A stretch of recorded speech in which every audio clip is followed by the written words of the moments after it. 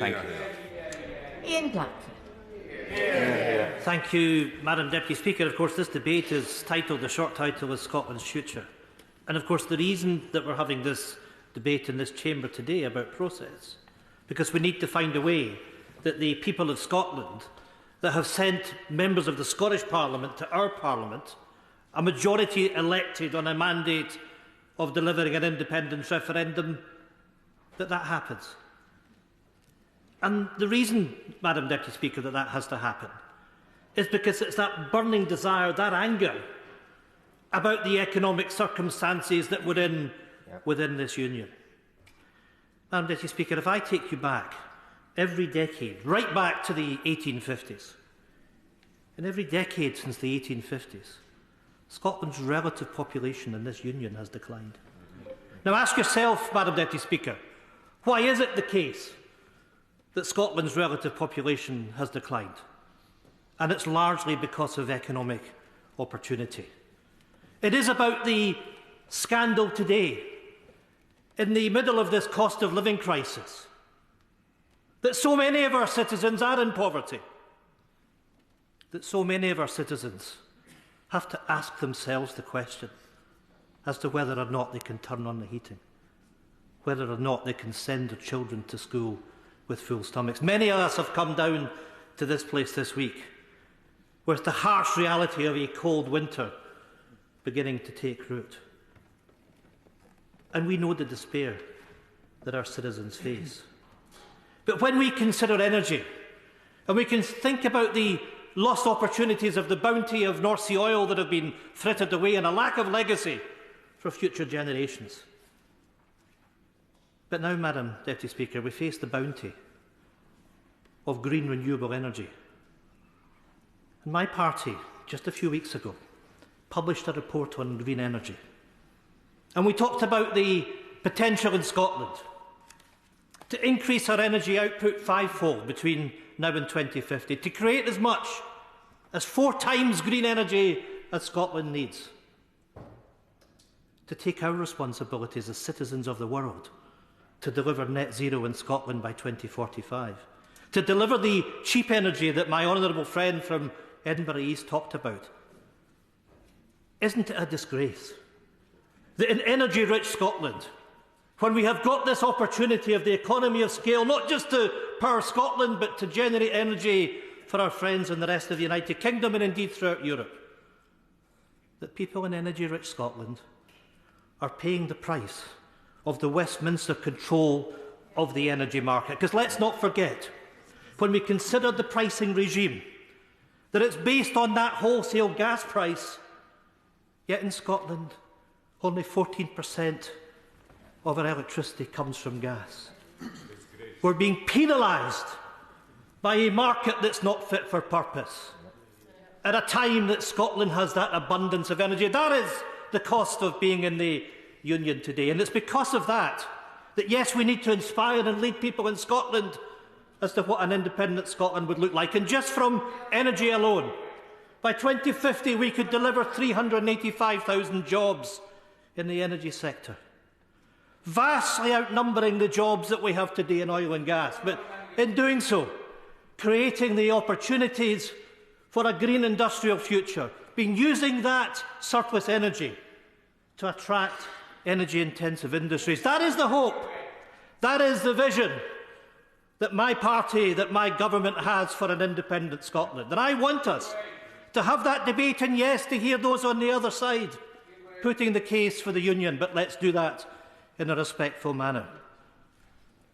But, Madam Deputy Speaker, we can only have that debate in Scotland. We can only deliver that future when we have the right to have that referendum, that the people in Scotland have the right to have their say. And let me put this in context, if I may. In 2015, David Cameron had a manifesto that delivered a Brexit referendum. We didn't want Brexit. We still don't want Brexit. The people of Scotland want to be part of the European Union.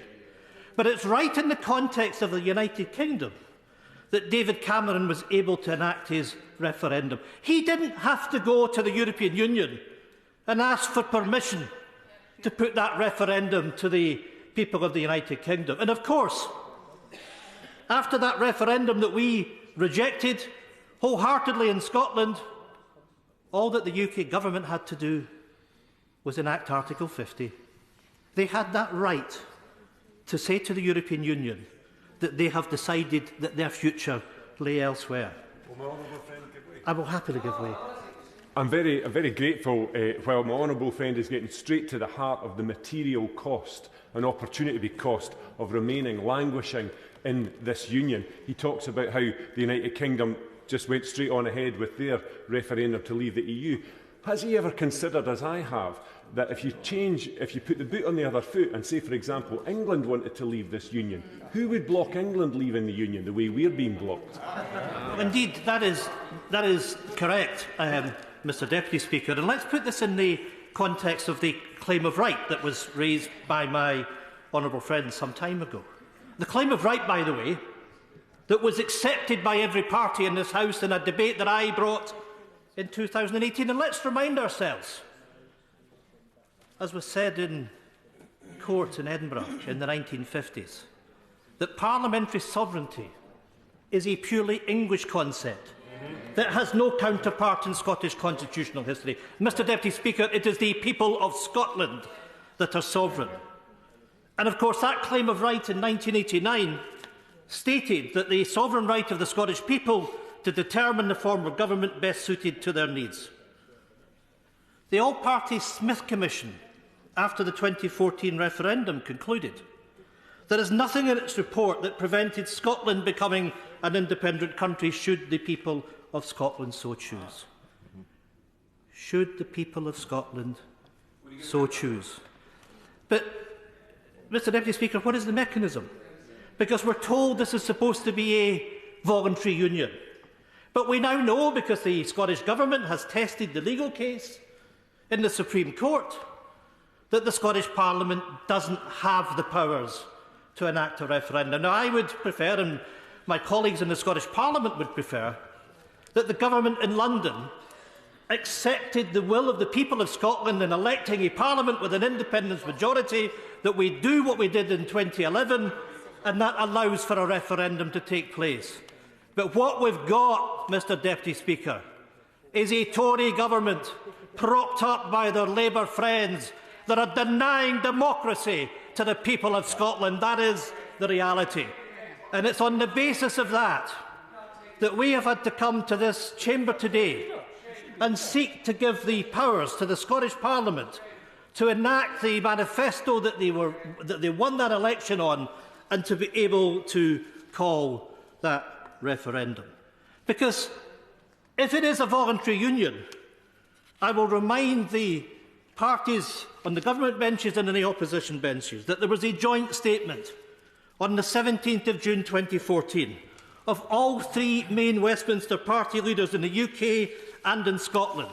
And they signed a pledge that said the following: "Power lies with the Scottish people, and we believe it is for the Scottish people to decide how Scotland is governed."